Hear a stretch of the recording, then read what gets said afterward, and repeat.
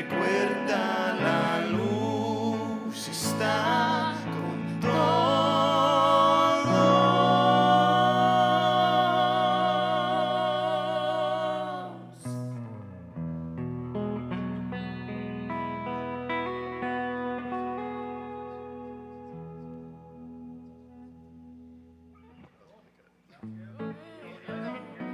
Yeah. Yeah, I'm only getting guitar out of this one. It's not a huge deal. Okay. How much you do the guitar from this one? No, not A little bit might just even it out, I everything guess. is good here. Yeah, let's do it a little bit in the other one too. Getting guitar in this one, but not in that one. Yeah, that's great.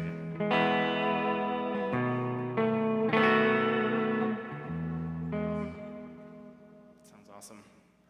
Jen, were you hearing enough of yourself? No, but that was probably because I was being quiet. No.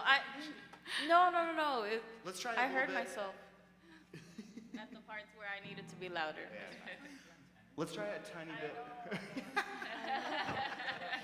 Turn up my computer. Turn up my confidence right now. Let's try that first part of Runaway. Let's try the first part of Runaway. Run away, yeah.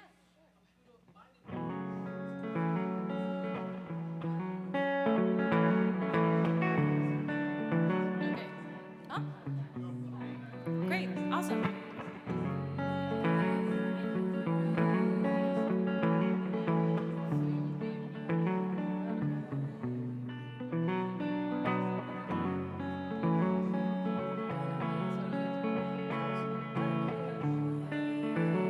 Here we go. Run away, just like you have been. Run away from the things you don't want to hear.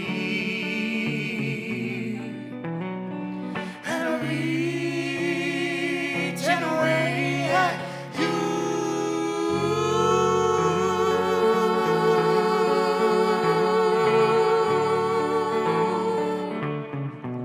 I forgot to breathe. Okay. You're still a little quieter than, but that's okay. Okay. One. No. Can we do that one more time though? Yeah. Oh. In the monitor, short. Yeah, turn up Yeah. the monitors a little bit.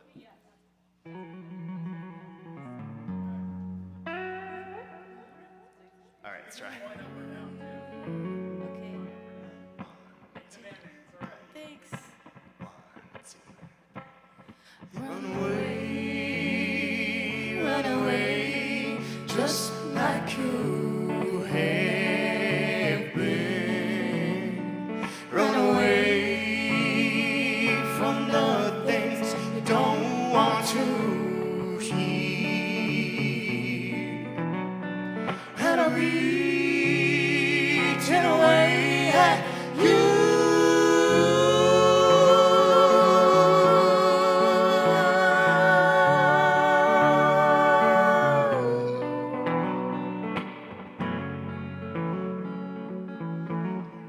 Okay.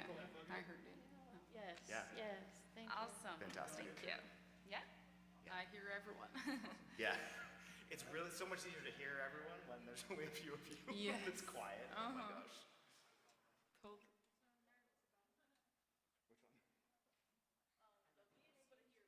Yeah. Okay.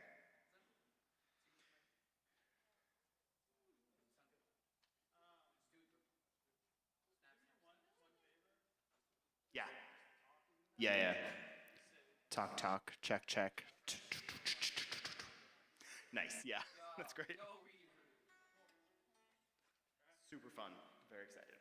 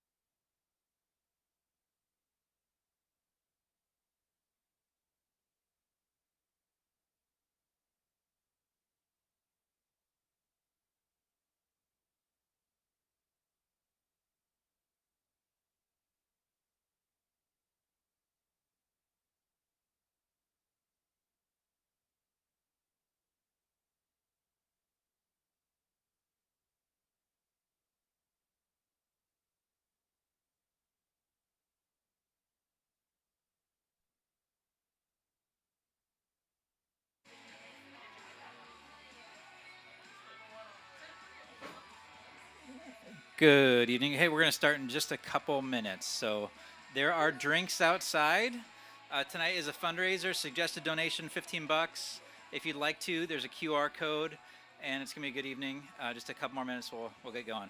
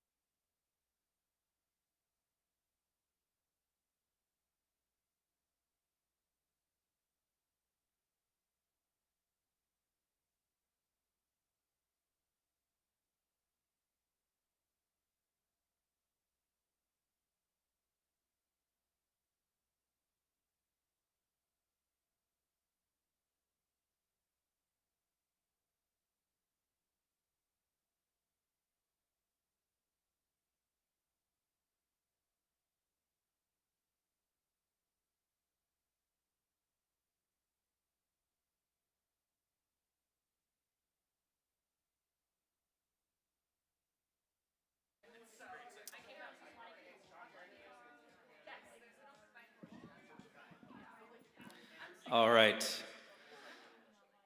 Welcome, everybody. We are going to get going for the evening. I'm glad there are humans gathering on a Friday night in support of a good cause and music and all that. And my kids are here, which is cool. Welcome. Tonight is in support of an organization called Partners Relief and Development, which is an organization I work for that does relief work in conflict zones. And it's very timely with all that's going on. And one of our taglines we've used recently is that war feels relentless, but so are we. So is our hope, so is our collective efforts. I don't know if you've been kind of disillusioned and just it's been hard to watch the news cycle, not know what to do, or if we have any agency. And we do. The answer is we can alleviate suffering. We can advocate for those in need. And so tonight is in support of partners. And I'll talk about partners a few times. It's also, I've found with our team, so our team is humanitarians in conflict zones around the world. And I found that art actually is a big part of that work. It might not seem like it at first. I was with our team once in Syria, and I noticed a staff member who was there writing like something down. And I was like, hey, Shervan, what are you writing? And he said, poetry. And I said, wow, cool. I wrote a poem last night. Can you share yours with me? And I shared, and it was about the work that he's doing, the hardship of it, but he needed to move that energy to kind of bear witness to the soul of what's happening in these places. And so I really believe that there's a need for art alongside the work of justice in the world. And so that's what we're here doing tonight. And I'll share about partners more in a little bit, but to kind of highlight the work that we do, we have a video that captures it. It's about 90 seconds long. Before I share the video, we have invited people to perform, or if there's something you want to say. It's about us coming together and bearing witness to these stories. So I'm going to share a song. I know that Amanda's going to share a song, and then Timothy and the Soapbox Salute are going to play a set.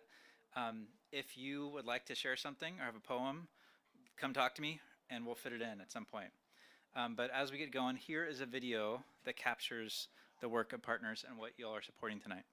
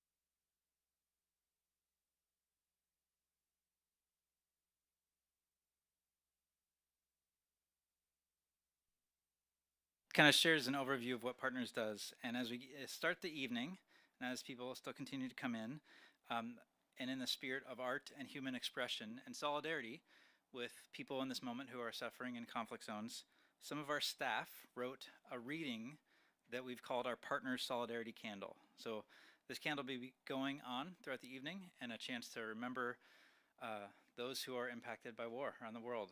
Those numbers are pretty wild. About 1 in 5 kids in the world is growing up in a conflict zone.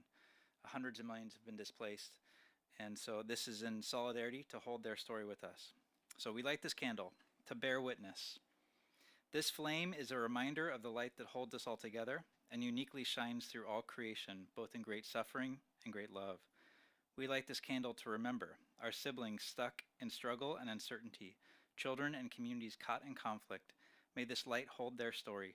We light this candle to grieve, naming the cruel math of war and the pain of all of humanity. May this light see them through love's tears. We light this candle to heal, breathing in hope, letting go of hatred. Resting in its glimmer and glow, may it give us strength for today. We light this candle to empower all those seeking to heal and help, peacemakers of every nation and every tribe. May this light protect and guide them. We light this candle to proclaim that we are in this together. War is relentless, but so is the light of our love.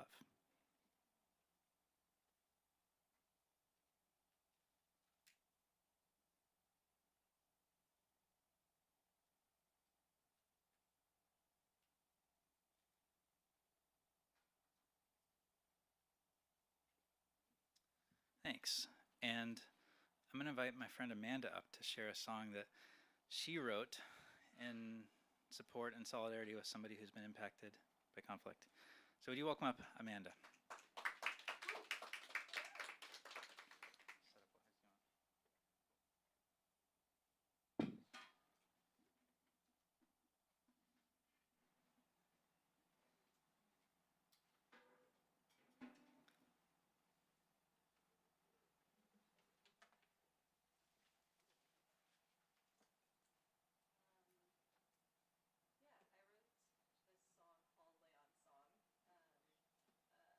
Church that I go to, we're partnered with,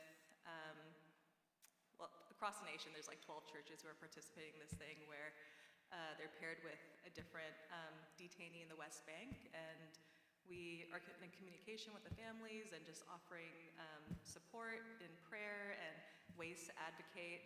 And yeah, I usually feel like I'm very in touch with justice movements through physically doing tasks and doing admin and all these other things, but art is usually not something I thought about as a way to be in the justice movement, but I feel like in the last couple of years, I've seen what a difference it makes to use art and culture not only for your own healing, but spreading awareness and different things, and in that light, feel really appreciative to share this story about administrative detention that happens not only in Palestine and other places,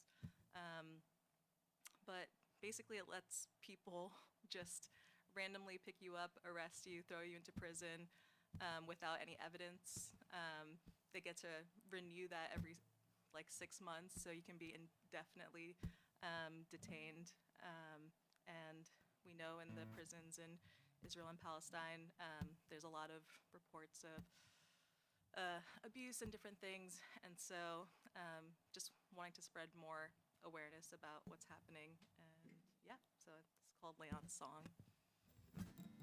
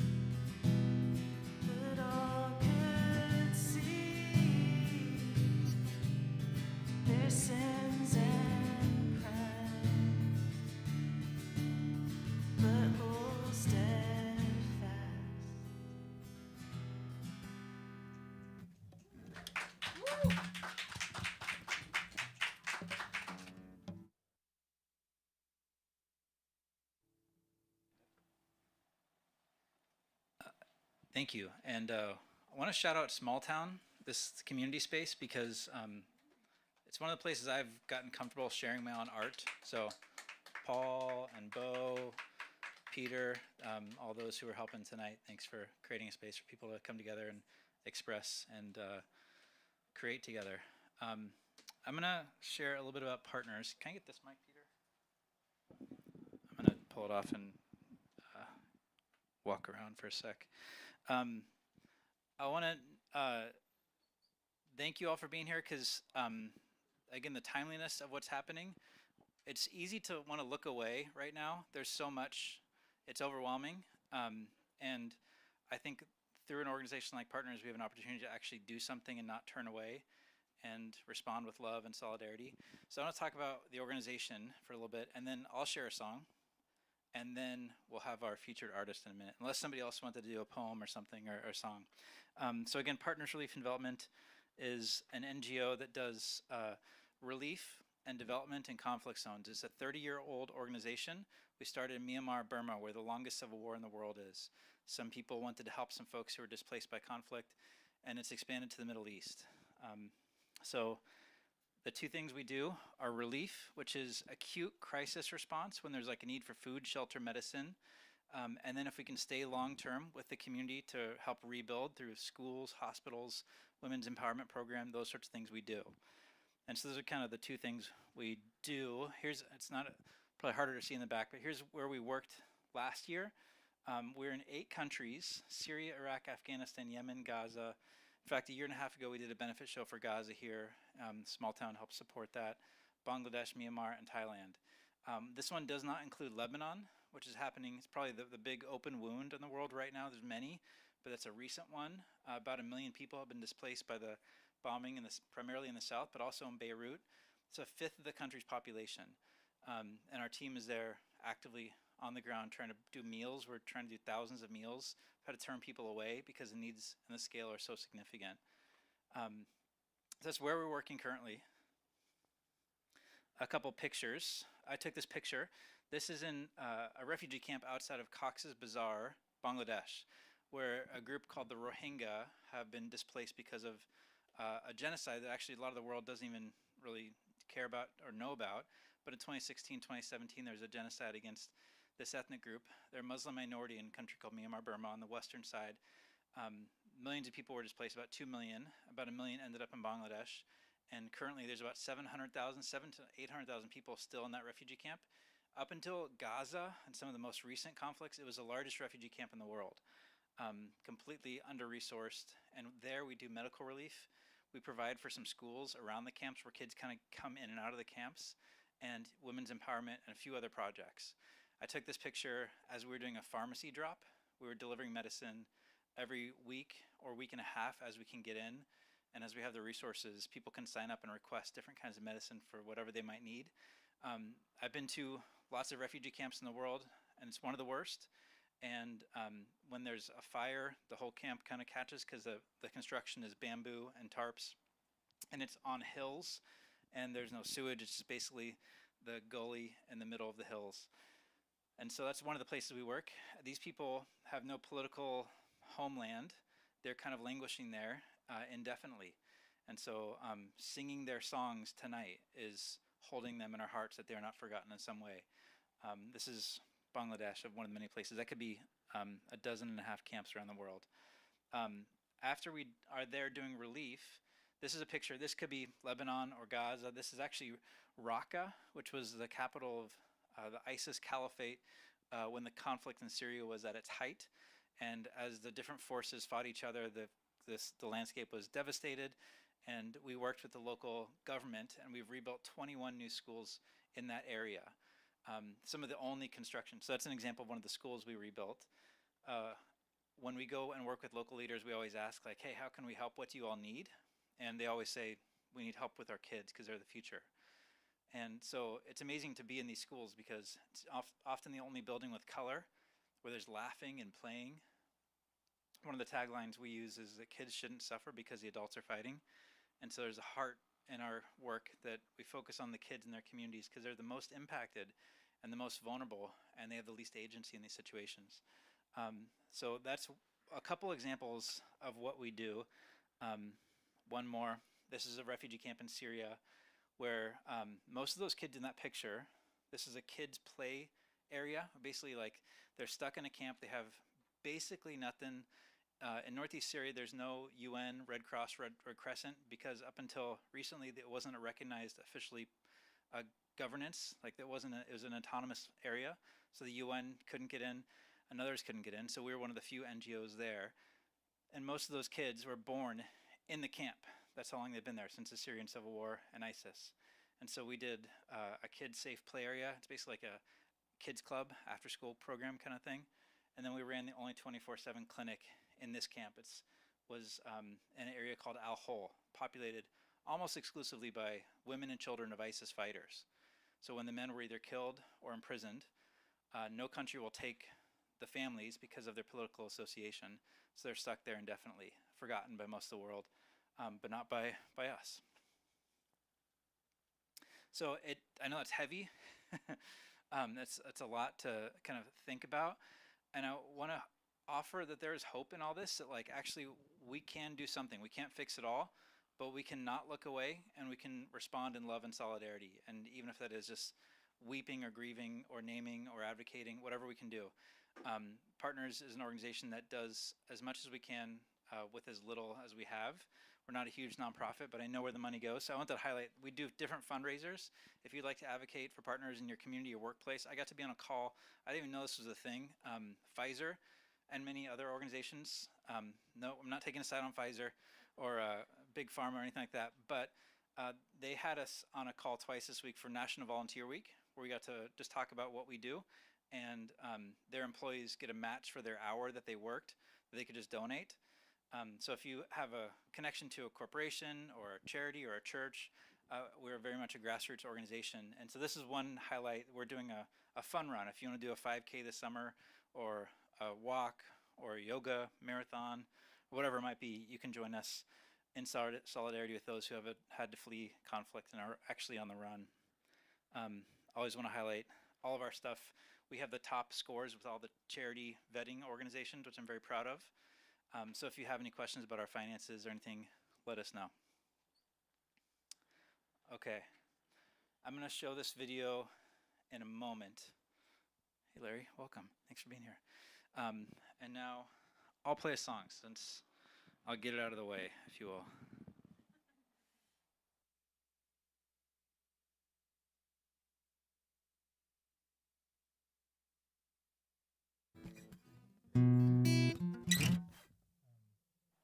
Of Amanda's courage and vulnerability in the song she wrote about Leon, and in the spirit of tonight, this song is written from the perspective of children fleeing conflict. And I've been in camps and sat with people where the parents and the children are amazingly resilient, and they sing together a lot. Music is like one of the most important things for resiliency, like I've found around the world. I think we learned that for like any marginalized community. They sing a lot. And they have to do it to move the energy, to be together, to offer encouragement and hope. And so I always see parents singing to their kids. And that's like an image that will always be with me. So this song is about kids having to flee war in light of what's happening and from their perspective.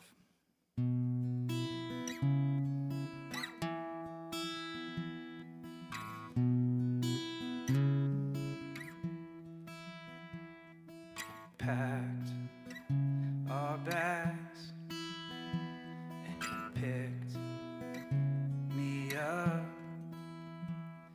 There was no time to look back and see all that was left. Through forest trails and valleys deep.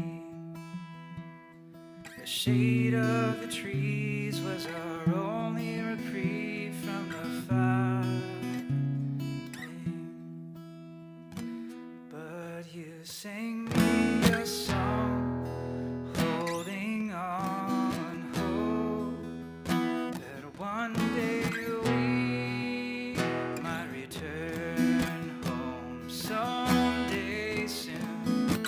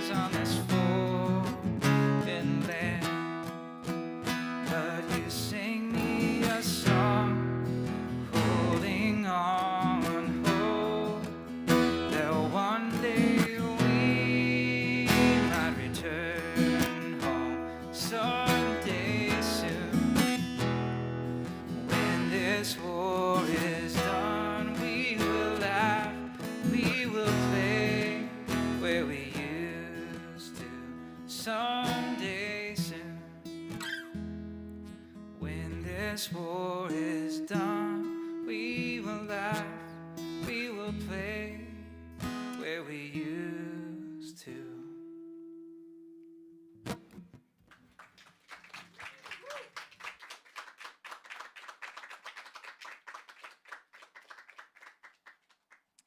Thanks.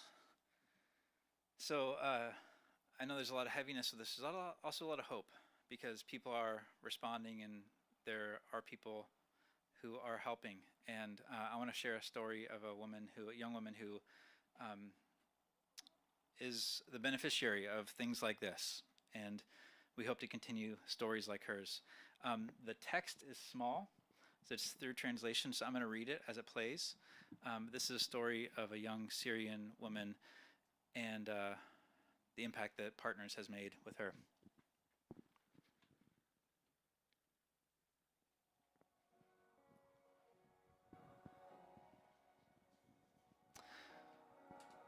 Destroyed by conflict, rebuilt with love in 2022.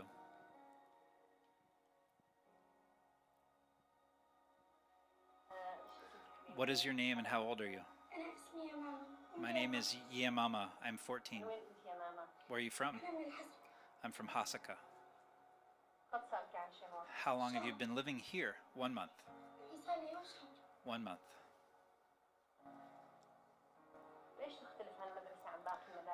What's the difference between this place and other schools?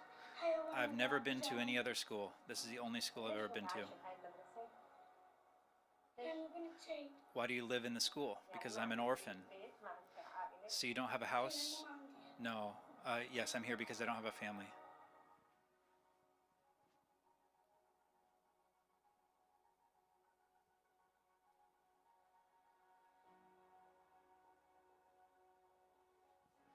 Since the last time we interviewed, what has changed or what have improvements in yourself have you noticed? When I first came here, I was shy. I wasn't calm and relaxed. Over time, I became more confident and comfortable. I have grown as well. I now feel very safe because the carers are supporting us. They teach us how to be independent, and they also care for us. I skipped grade 5 to grade 9 because I'm smart. I also became a top student. I really like science because I feel it's more practical. I would like to improve my science skills and hopefully become a teacher. There should be schools like this all over Syria so that the children in the region who do not have parents can attend.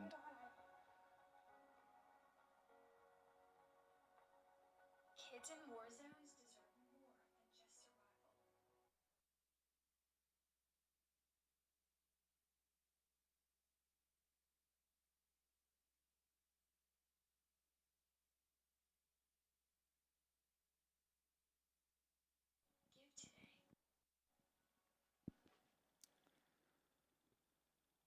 today. Thank you. And if you have any questions, I'll come up at the end of the night to close this out. But thanks for supporting that in the many parts of the world. It's a choice for you to be here tonight, to be in community in support of such a urgent cause. I'm grateful to be counted amongst you all. And so part of the next function in the evening is a performance or some further expression by the Soapbox Salute and Timothy. And they're going to share, and feel free to talk about the music. And afterwards, we're going to do a little interview about the intersection of art and justice and all that. So come on up. We give them a round of applause.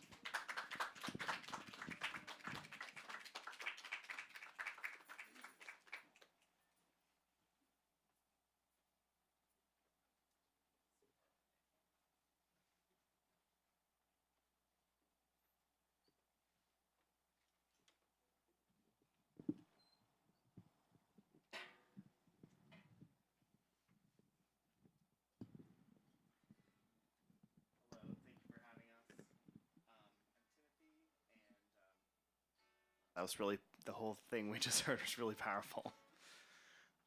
Two beautiful songs, thank you for those. I have dedicated all of my songwriting abilities to social justice causes, and I call the band the Soapbox Salute. And we're going to play some songs. This is Ingrid and Jen, and they've joined me for some incredible harmony vocals, so really excited.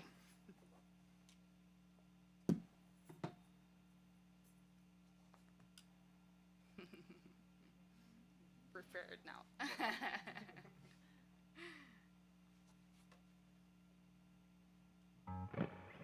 All right. The song is called War No More.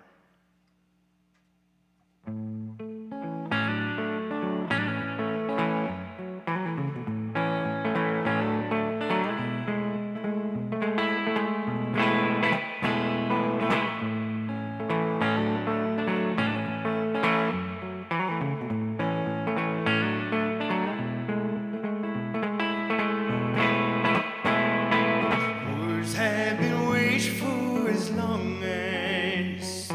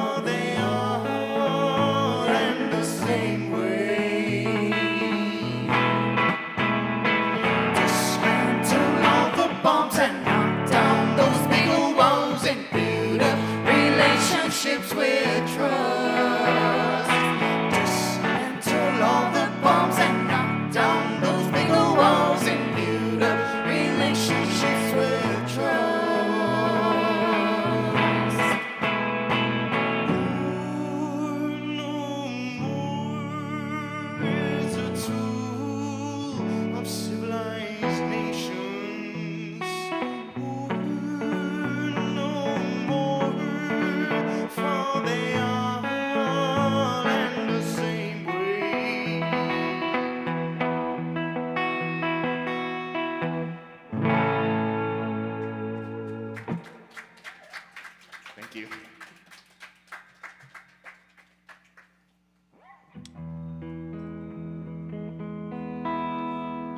I feel like, write a lot of songs about kids because I'm a public school teacher by trade. At the moment, I do some tutoring and different things, and I raise my own 4-year-old, stay at home.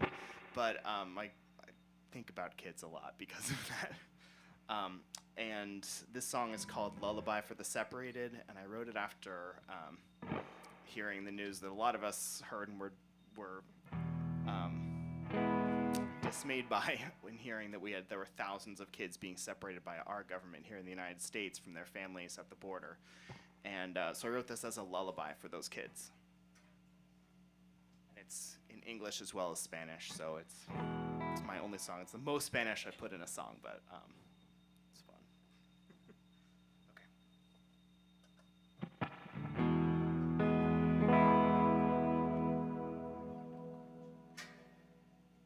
Even better when it's like really in tune. It's close, you know. The words, for those who don't speak Spanish, says "Solo hay amor," which means there is only love. I tried to think about like what could I possibly tell these poor kids, like they're in this horrible situation, and I wanted to have hope, and so these are the words of comfort that came to me.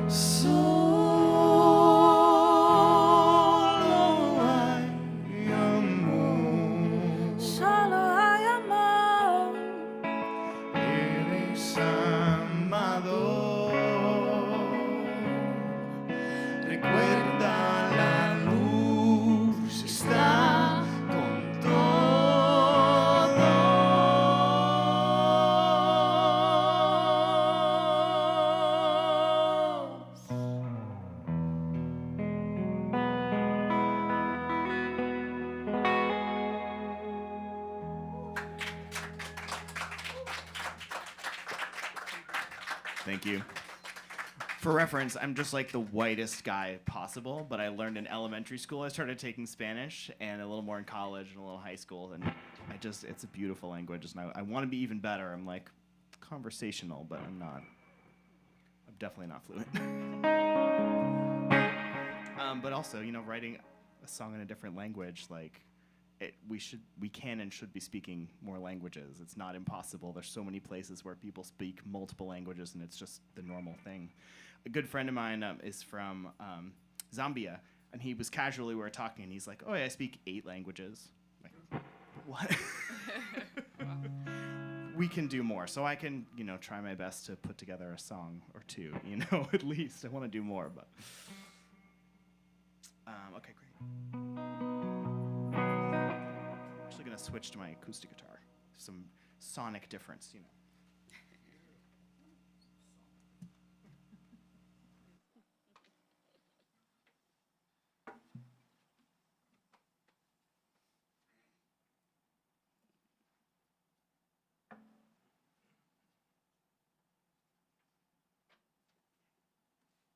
Gently as possible, not to knock over that guitar. This song is called Be Bold, Be Brave. There's a little more yelling. I like a little yelling sometimes when I'm playing folk music.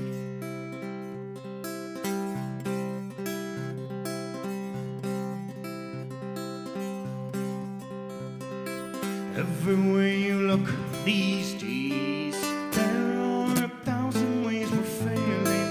Brave our children's ways, there is blood in the water and smoke in the skies. The ocean is a-boiling right before my eyes, so be bold, be brave, stand up for others and change the world.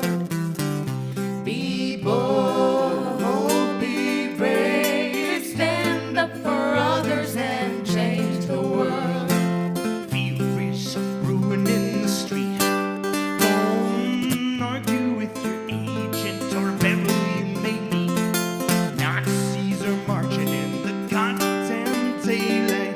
Did they flash a badge or just throw you into the night?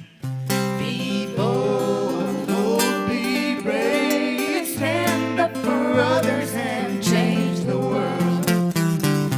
Be bold, be brave, stand up for others and change the world. War has come to your door, on your body and your lover. You should fight no other. Don't forget you can raise your fist in power, organize this hour. Be bold, be brave, stand up for others and change the world. Be bold, be brave, stand up for others and change the world. Be bold, be brave, stand up and change the world. Be bold, be brave, stand up and change the world.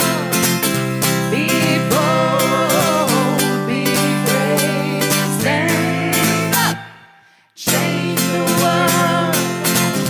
Be bold, be brave, stand up, change the world.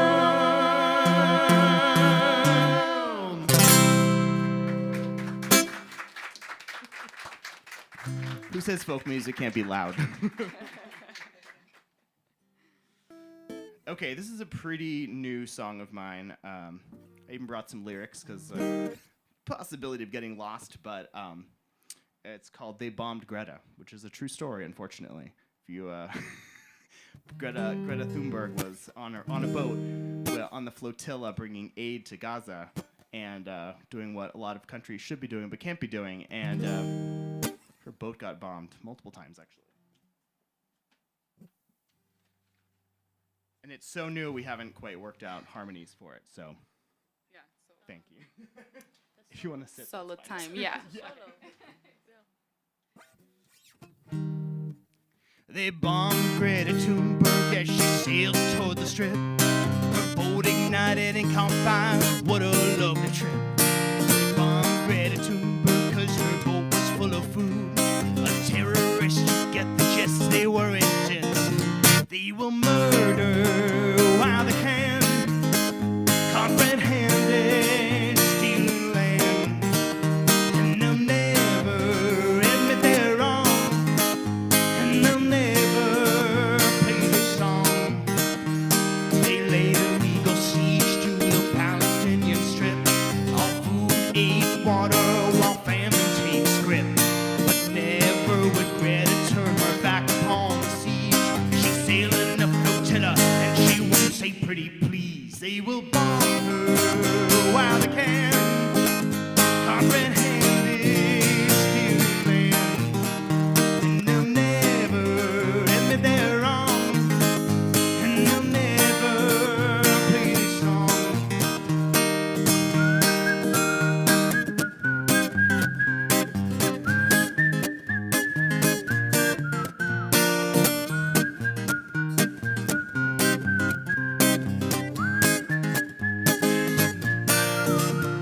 They laid illegal siege to the Palestinian strip. All food, aid, water, while famine takes grip. But never would Greta turn her back upon the seas. She's sailing a flotilla, and she won't say pretty please. They will murder while they can. All red-handed, stealing land. And they'll never admit they're wrong. And they'll never play this song. He will bomb them while they can. Looking tall-eyed, must have been the same. And they'll never admit they're wrong. And they'll never play this song. And they'll never admit they're wrong. And they'll never play this song.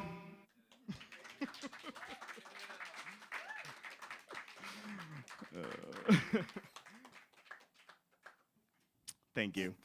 I like being a little tongue-in-cheek sometimes. It's kind of like a little humor, I feel like.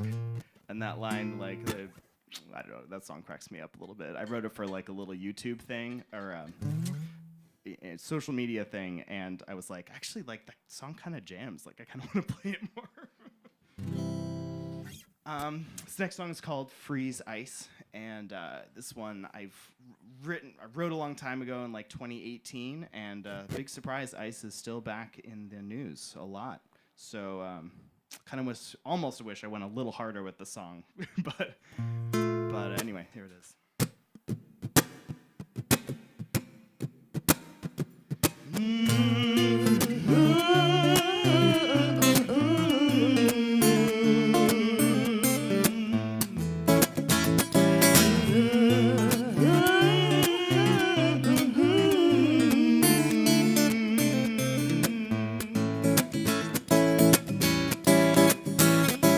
Rain falls on empty fields once filled with motion.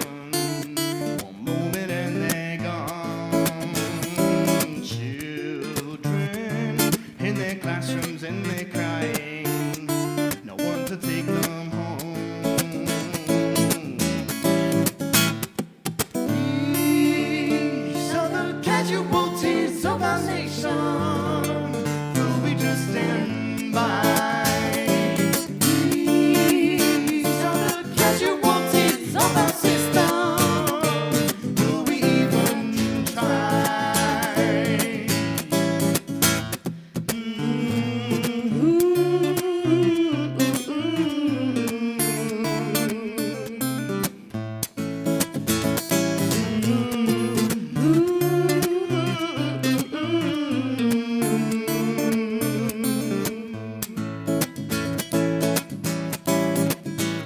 When they came, someone gave them jobs to work here, severely underpaid.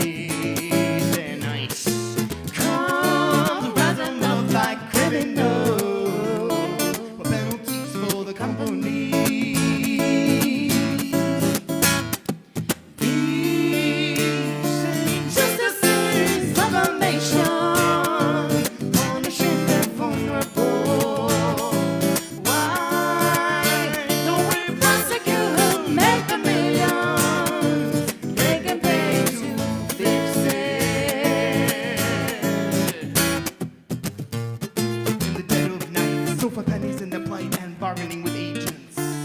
abuse of the lives of the people whom they have abused in a modern day slavery. You can have as many as you can use, and when it's inconvenient, just call your friends advice. It's very neat and nice when the rules get right. Just wanna have some rights.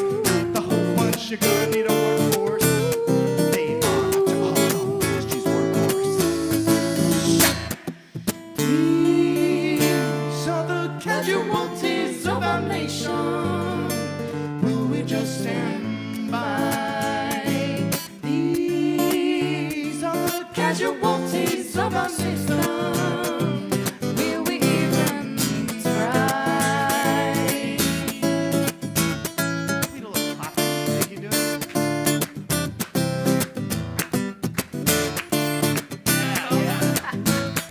We talked about doing percussion, but we forgot when it got to it.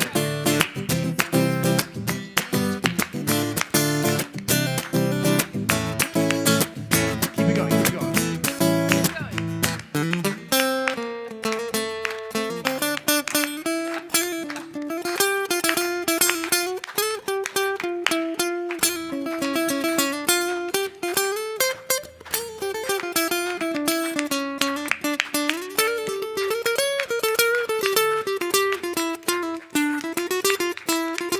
These are the casualties of our nation. Will we just stand by? These are the casualties of our system. Will we even try?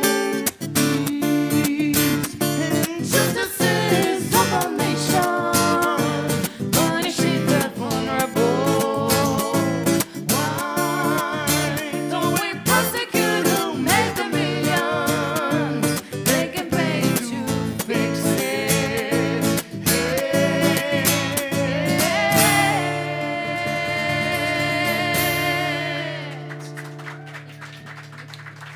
Thank you all. Thanks for going with that moment of improvisation. I love this song, and playing it live, I'm like, especially solo. If I play it solo, suddenly it's like, it's a little weird playing a solo here, but I love playing the solo. But thank you for going with it. That was fun. Cool. Sometimes in my work, I feel like, in the music work, I feel like I write about other people a lot. So this song was actually a challenge that I kind of gave to myself to make something vulnerable. And I thought it was on, speaking about children and loss.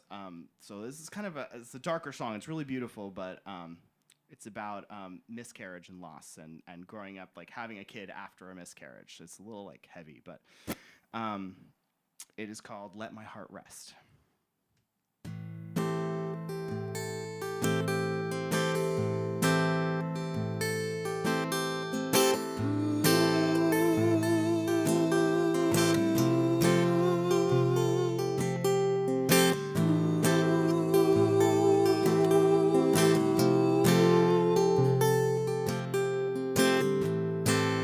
Once you felt the little sigh of life in your arms, there's no going back. And the tiny cradle of a hand upon your finger, and the thought breath out.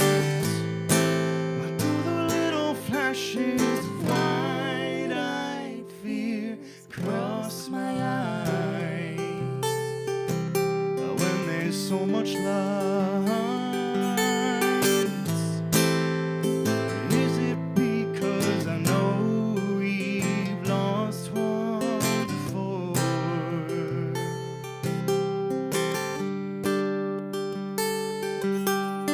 Let my heart rest now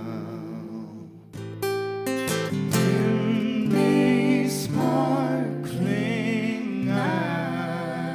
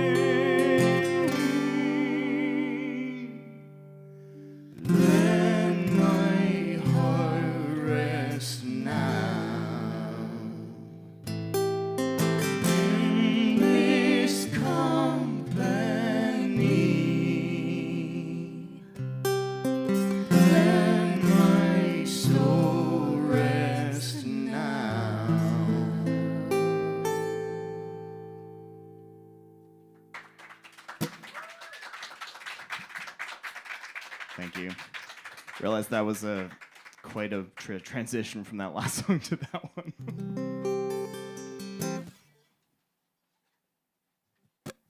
All right, I'm gonna try switching instruments again, and I'll finish out the set on the electric guitar, because sonic difference. Sonic difference. I love that.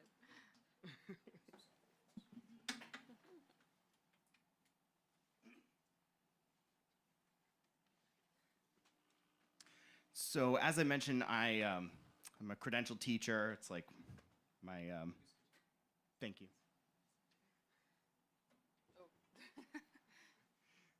That's my job. So anyway, although I'm not, it's complicated. I'm a teacher, but I'm not teaching full-time right now. But anyway, a few years ago during the pandemic, I was teaching a group of second graders through a computer screen, and it was pretty awkward. But one of the things we did was, this particular school was really invested in social justice issues, and so of course I wanted to be there. And one of our units was about houselessness. And these kids just had this like simple, like, why don't we just help people? And so I wrote a song about it. I'm like, yeah, I agree. We adults sometimes try to make things really complicated. I'm like, well, we can't because blah, blah, blah, blah, blah. And their kids are like, just give them food. Give them a place to live. Like, why are we talking about this? So this is about that.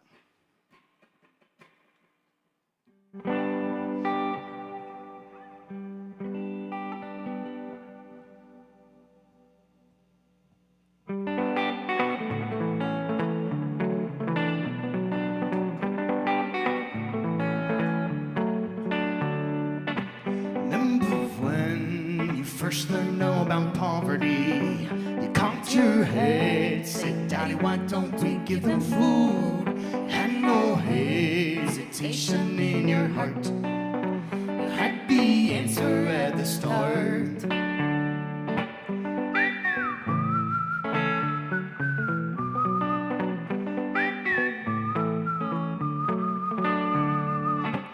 Remember when we first learned about houselessness? Then you said, I've got some space next to my bed. Then they told you not to give a thing to them, so you're just heeding what they said. You were told it's not that simple. You can't just give to those who need. Then you heard some lame excuses that never made sense to me.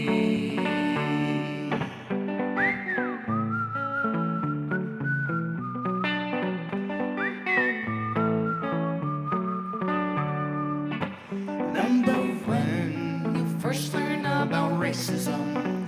Your wrinkled nose said all there is to say about it, and you were slowly indoctrinated into it, so you don't notice the cherry pit.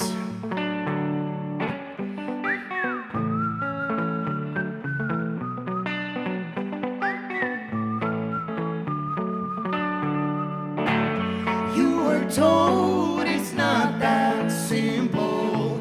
You can't just give to those who need. Then you heard some lame excuses that never made sense to me.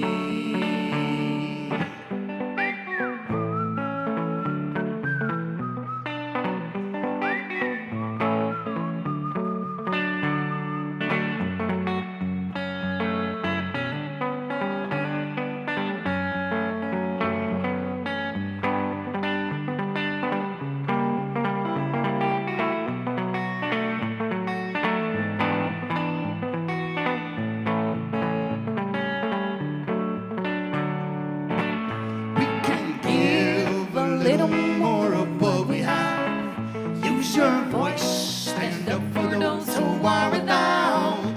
Don't let the simple solutions fall. Remember when you were small.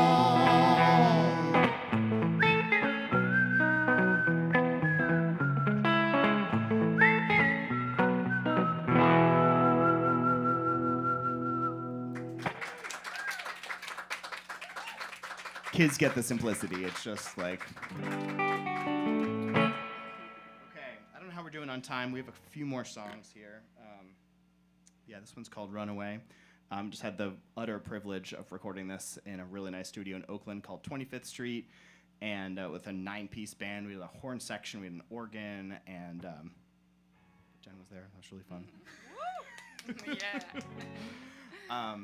Anyway, a lot of fun. So this is a very different folky version, but I like this way too.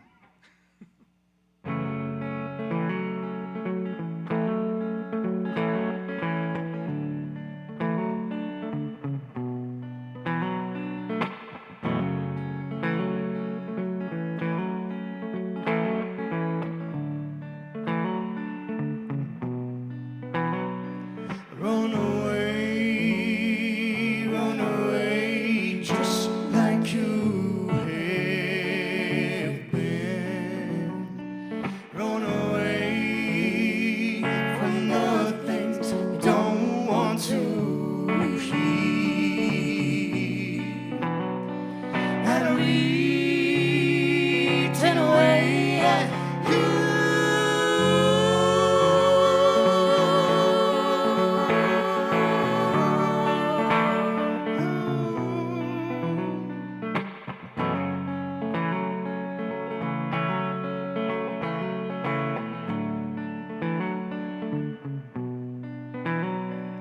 Put your head in the sand so you can't see the pain. Plug your ears, hold your breath. It's what we are swimming in. It has taken our humanity.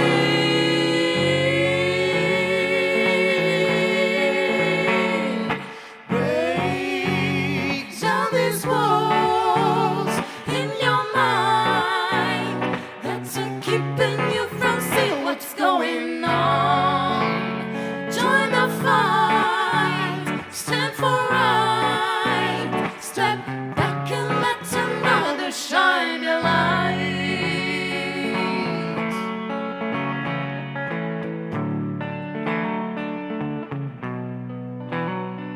All the lies told as facts and can't see the difference. So the truth, when it's told, makes your skin crawl.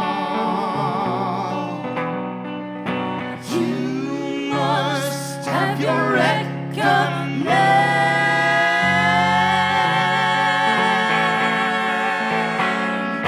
Break down these walls in your mind that's keeping you from seeing what's going on. Join the fight, stand for right, step back and let another shine their light. Run away, just like you have been. Run away from the things you don't want to hear.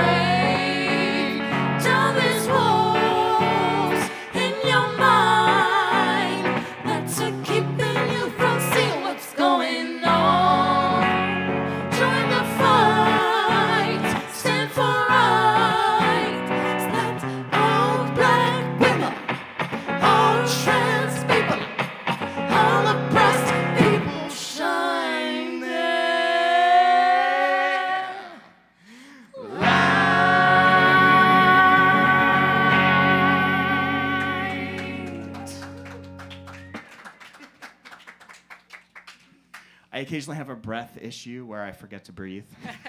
I'm like, there's the big thing coming up, but forgot to breathe. Okay. Okay, so 2 more songs. How are we doing on time? Okay, great. This one is very new. Thank you both. Again, very new. There's a lot of songs to pull together for tonight, so thank you both. We met last night to practice for the first time. So, amazing job, both of you, incredible.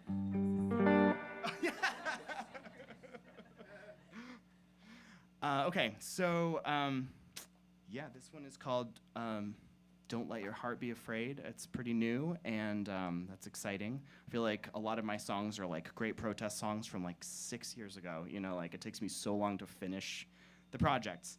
But this one is, this one's about political prisoners, and I was thinking specifically of Mahmoud Khalil as I was writing it, because it was here in the United States. He was arrested by ICE. He was part of the Columbia demonstrations, and then was put in detention for like 9 months with no charge. And you know, we think about a lot of food like, oh, in China they do that, or like in some other place, but you know, it happens here too. So this is a song for Mahmoud Khalil and victims of oppression all over the world.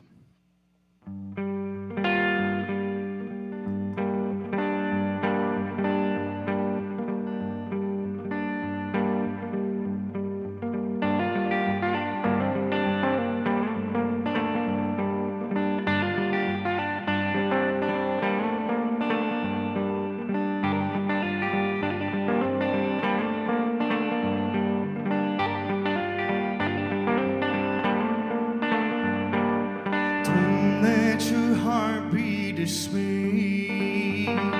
Honor the way you remain. Stand up to say with your head held high. Defiance held in your eye. Stood up and said what you said. Now there's a price on your head. Can't you take you out of your bed with honor the way you were led? Lay down your life for your friends, for what would come. Your love of doing right, it is our God. Let us be filled with the strength of your heart, so we might be strong too.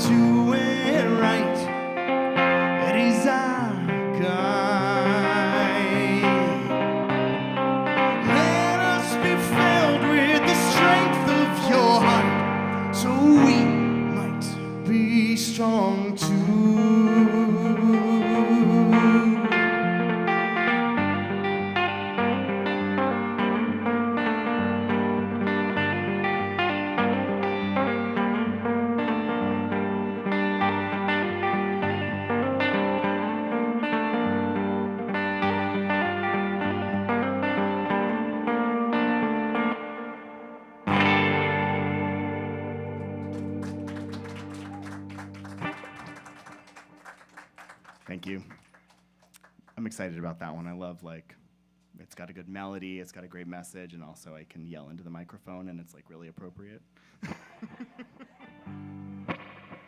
Okay, this song I like as kind of a closing song because the music's about a lot of heavy stuff. Tonight is about a lot of heavy stuff, and this song is called "Brighter Days." I think we all need to like keep that in mind and keep that in focus. And this song it's got a couple little stories to go along with it. One is that I came up with the chords and the melody while my son was like 1 year old, like would not sleep. And I started just strumming these little chords, and I just saw his eyes start to fade. And while that's happening, I'm like, this is a great song, quick, record it, before I forget it.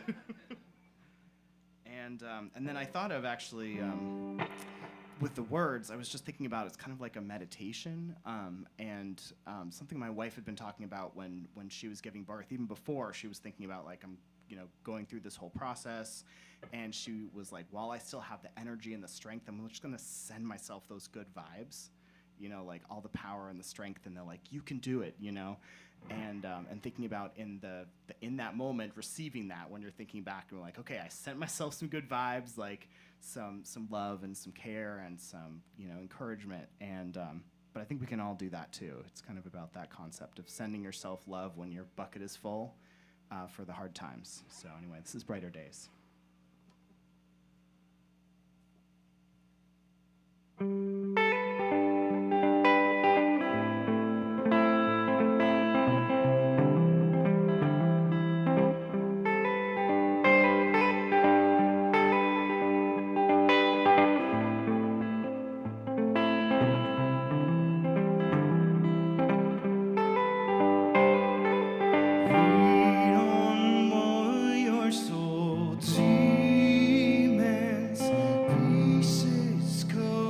Soon.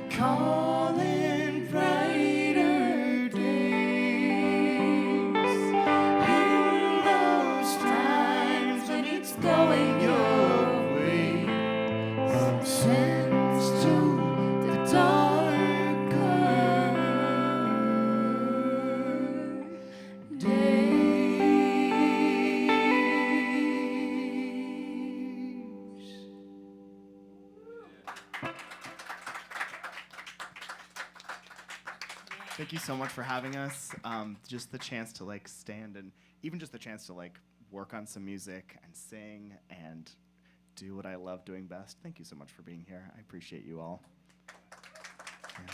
Thank you so much to Chris for putting on this great event. I wish there was a bazillion people here all contributing and sending $1 million each, you know.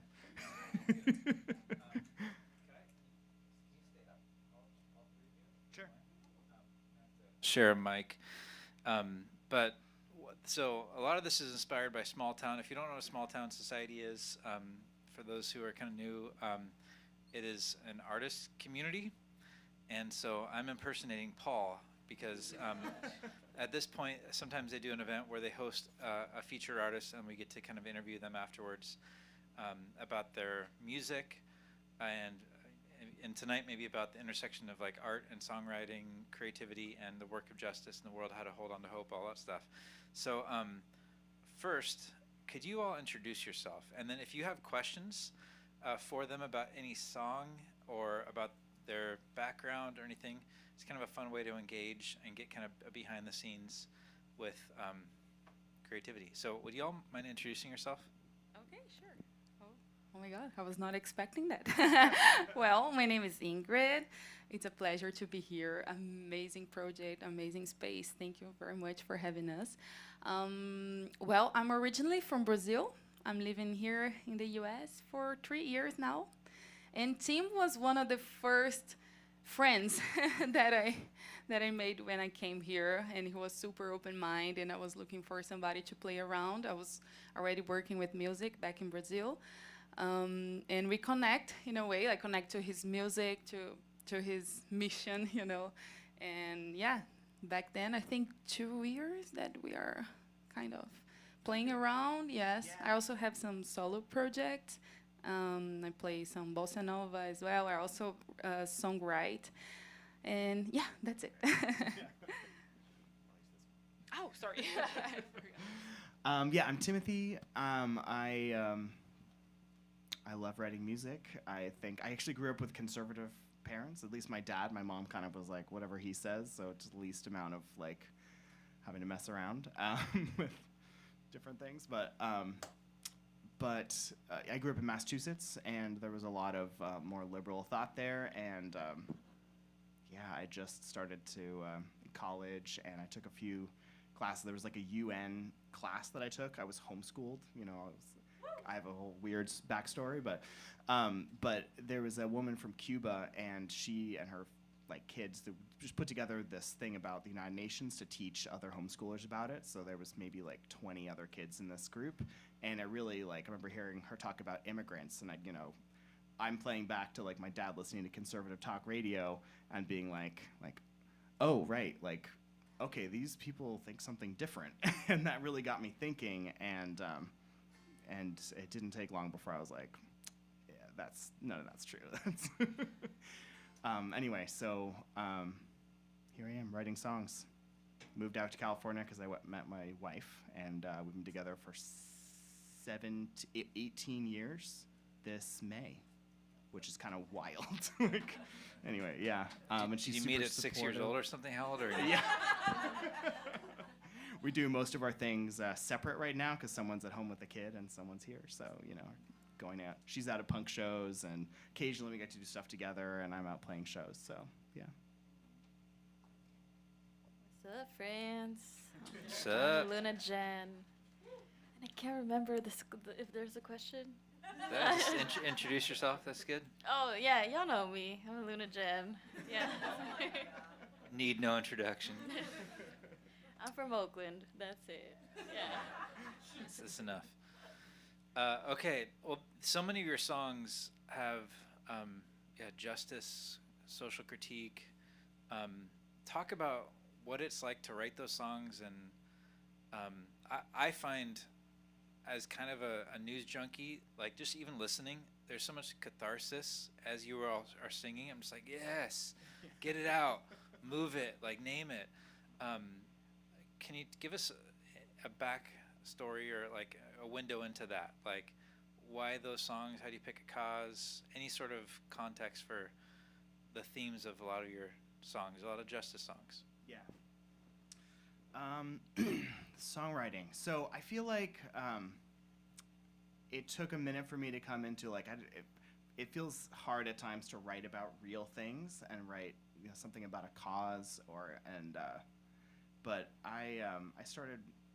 I don't really totally remember how. It was 2016. I remember sitting in my backyard in West Oakland. We're renting a 400 square foot apartment, and just like nice grassy spot in West Oakland. And it was just after the 2016 election, which was, I think, hard for a lot of people. And my wife and I had been in South Korea. We taught English there for a year in 2015, and so and then we did like this big fun trip. We went through like 10 different countries and spent all the money that we made in Korea, and barely had enough to like eke back into a place in Oakland when we got back.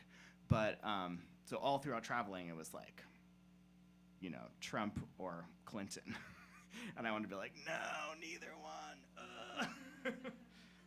But after Trump won, I wrote the song called "Broken Dream," and it was just it talked about corporations, and it's this kind of wild song. I recorded it in 2020, and it goes from like kind of Muse-inspired, like kind of electronic drums and all this crazy stuff. And I think my sound has evolved a little bit, but I just had fun with that song. But that's what really started it for me and got me thinking, like, this is all I want to write about. But I feel like, as you're saying, the catharsis, like a lot of them spend way too much time on social media. So it's like the song is like I need to like cite each little tiny part of a song that's inspired by something that happened. We played Freeze Ice, and part of that was inspired by, it talks about children in classrooms and no one to come pick them up, and they're crying because no one to come pick them up. And that was from a news clip that I saw of like it was the biggest ice raid to date in like Mississippi at a meatpacking facility. And it was so chaotic that they arrested like 680 people, and but they had no plan for those people's kids. Like, they arrested them and then didn't think like, yeah, their kids are in school. Where are they supposed to go? And it just seemed like the most brutal, horrible part of the whole news story. And so like that's just like one tiny little line, but it's based on this whole backstory. But you'll literally never run out of things to talk about. And then that was also inspired. I lived in Salinas for a while, and it's if you know, like pretty much all the lettuce in the whole world comes from Salinas. Lettuce and strawberries, like you've had lettuce from there, and strawberries. And a friend of mine, I worked in this bike shop. He used to work in ag, and he told me the story about like I don't even know if there was ICE at the time. Like Border Patrol came and arrested all these people. Who were farm workers, who were working on the farms, and there were so many people arrested that no one knew how to farm. No one at the company even had the skill to be able to pick and grow the food.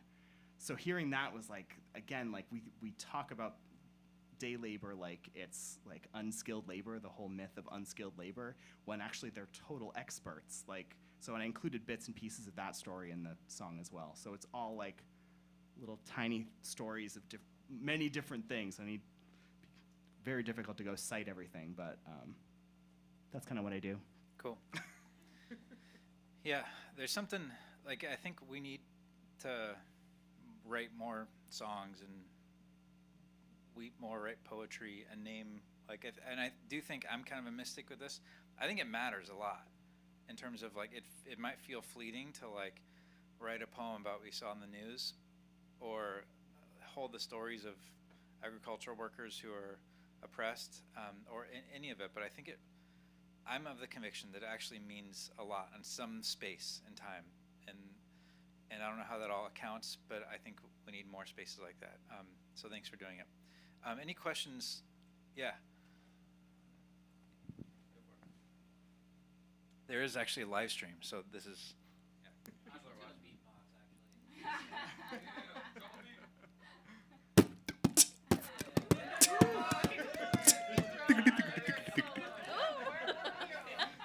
No, I was wondering. Yeah, thank you. So I was wondering, in terms of, small town society and all the guests over here, a pretty welcoming community to the message, right?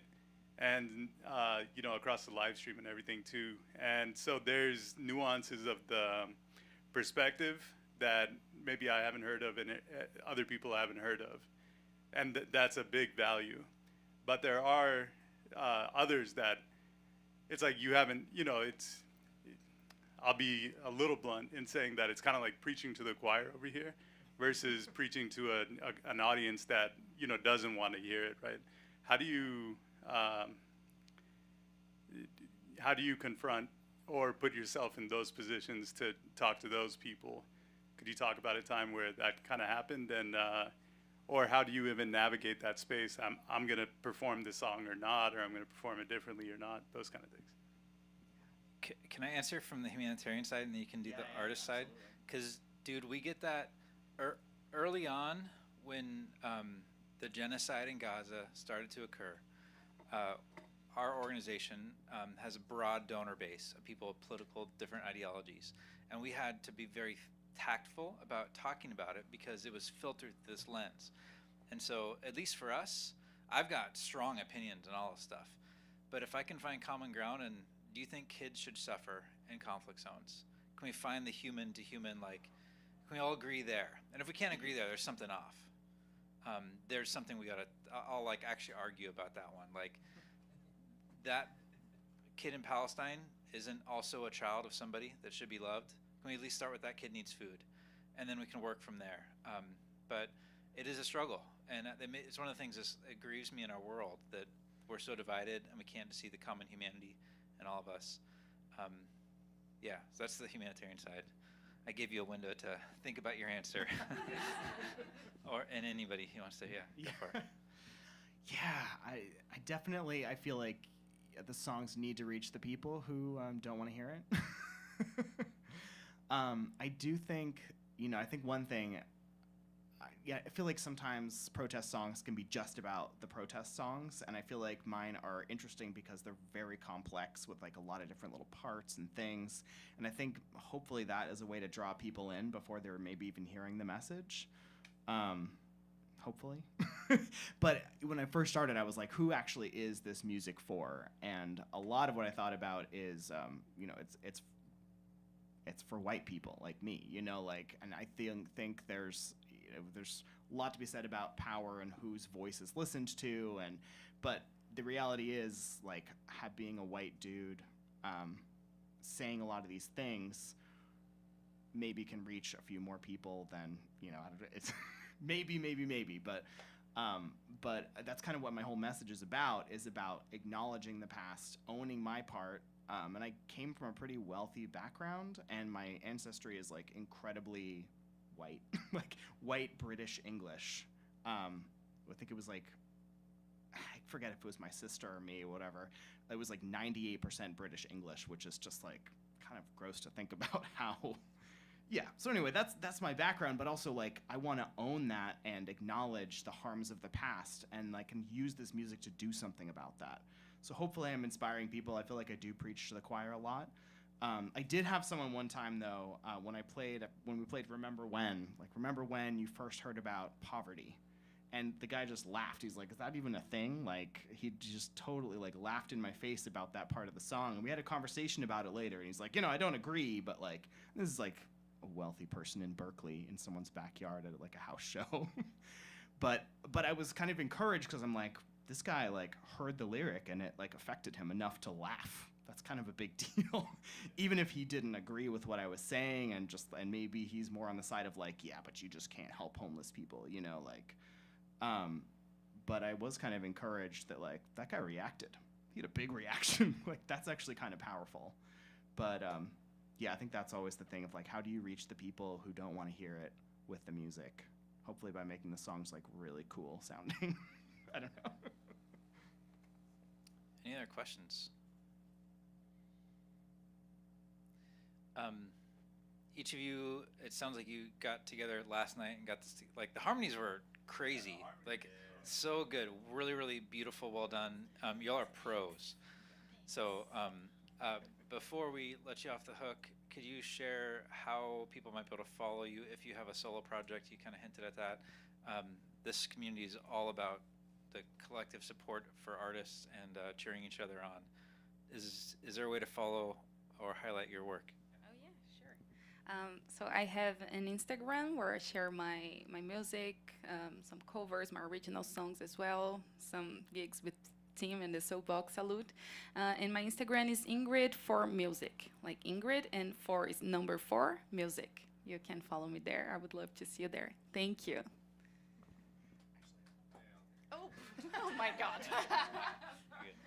To add to that, also, we're working on one of her songs, and it will be coming out very soon. She was just saying last night, like, how do I release this song? And like, yeah, we're talking about it. But anyway, be on the lookout for that. We did it together, and it's a song about whales in captivity.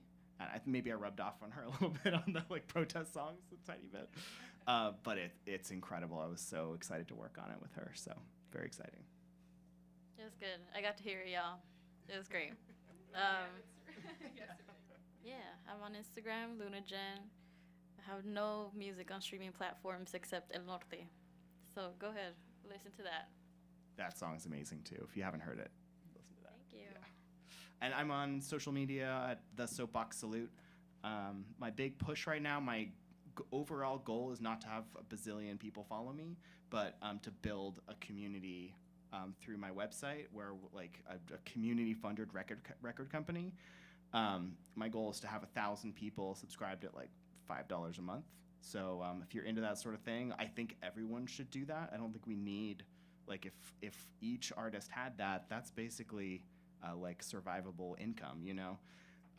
So anyway, that's my goal right now, but it's very slow in the making, and I'm nervous to even put it out there because it's hard to experience lots of disappointment. Anyway, that's overall goal, but if you're a musician, you should do the same thing. We don't need corporate interests. We can fund each other with $5 a month, like it's kind of nothing, and then you can make music without, you can have the time to make music. Anyway, yeah. Let's give a round of applause for the artists tonight. Thank you all so much for everything. Yeah. Keep the round of applause going. We gotta. Thank you guys. That was really cool. Thank you for joining us this evening. Just a reminder, Partners Relief and Development, like small town, is a very grassroots community. It's connection to connection. If you haven't donated, there are QR codes if you'd like to contribute to tonight. And if you have connections, that's probably the biggest ask, is if you have groups or communities or people, and together we can alleviate a lot of suffering in the world. And I will say also, I'll tell a quick story. There's this family that runs a small business, but their son volunteered for Partners before the pandemic, and tragically committed suicide in the pandemic time. And they just put together a fund in his honor, and decided to do a triple match. It's like a fundraising term, like every dollar given, we're going to give an extra $2 just for the month of April to start what they're calling the Frontline Fund in honor of their son Tyler.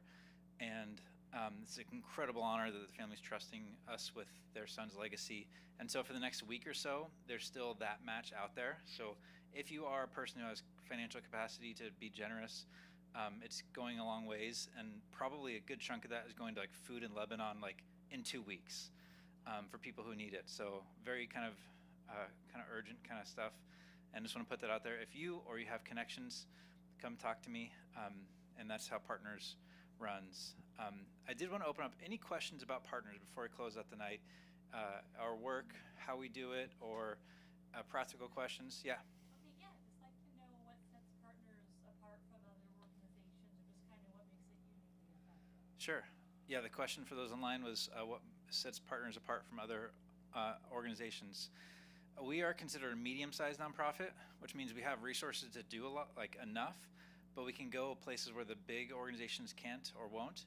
And I showed a map earlier of where we work. You might have noticed that Ukraine is not on that. and it's in part because we sent a team when the Ukraine conflict happened, when it started, but we realized there were lots of eyes and NGOs and nonprofits there, and a lot of the places we try to go are places others can't or won't. And so and we say that like we think we're thoughtful about that. We're not trying to exaggerate our presence, but like for instance in Northeast Syria, there's nobody else. The camp pictures I showed earlier of the kids in the camp were one of 2 NGOs there. Often we're places where others, they just aren't. So I'd say some of the things that set us apart is our size allows us to get into other places others can't and get there quickly. Yeah, hopefully that answers the question. Yeah. Could you talk about the group's infrastructure from here to somewhere like Lebanon, you know, and or an actual school being built in Syria, like the personnel that goes from here to there? Yeah, great. Within the organization? Yeah. Versus outside the organization? Great question. So the question was the personnel, the structure from here to like getting programs or resources to on the ground. Partners, we have about 70 staff members. There's only 5 in North America. I'm one of them.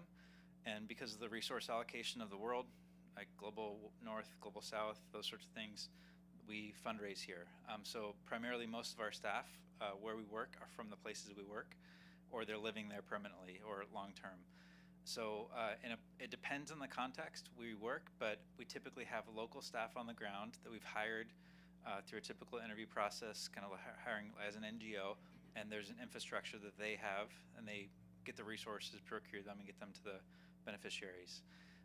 It kind of varies depending on where we are. We typically get permits. We are legal in most of the places we are, except some of the places where there are no laws, there's no government to work with. Or the humanitarian crisis is so severe that we feel like we will get in. Like in the camp in Bangladesh, we go in sometimes illegally because like people like are gonna die if they don't get rice and medicine. So it kind of varies, but we have local staff on the ground who procure resources locally from the local economy and get it to where it needs to go. And those local staff will also oversee development projects. If it's like a school rebuild, I keep referencing Syria because we've done a ton of work there.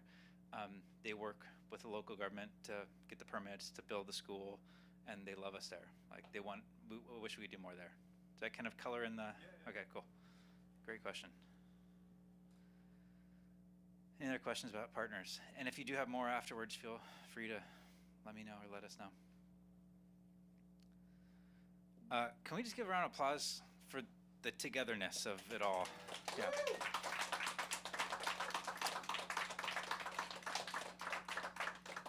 I want to close the evening with a quote from one of my literary spiritual mentors, a person named Thomas Merton. This quote could have been written right now, but is written in the height of the Vietnam War as he was being, I would say, coming awake to the social crisis of the war and being more outspoken about it. He says this: "One of the great problems is to see clearly what we have to resist. I would say that at the moment we have to understand better than we do the war mentality. If we do not understand it, we will run the risk of contributing to its confusions and thereby helping the enemies of humanity and peace. The great danger is that under the pressures of anxiety, fear, and the alternation of crisis, relaxation, and new crisis, the people of the world will gradually come to accept the idea of war, the idea of submission to its total power, the abdication of reason, spirit, and individual conscience. The great peril of our time is a deadening of the conscience." And so I hope tonight we leave resisting the temptation to let war be normal, and that we would resist it and not deaden our conscience. So thank you for not looking away and being in a moment of togetherness and community.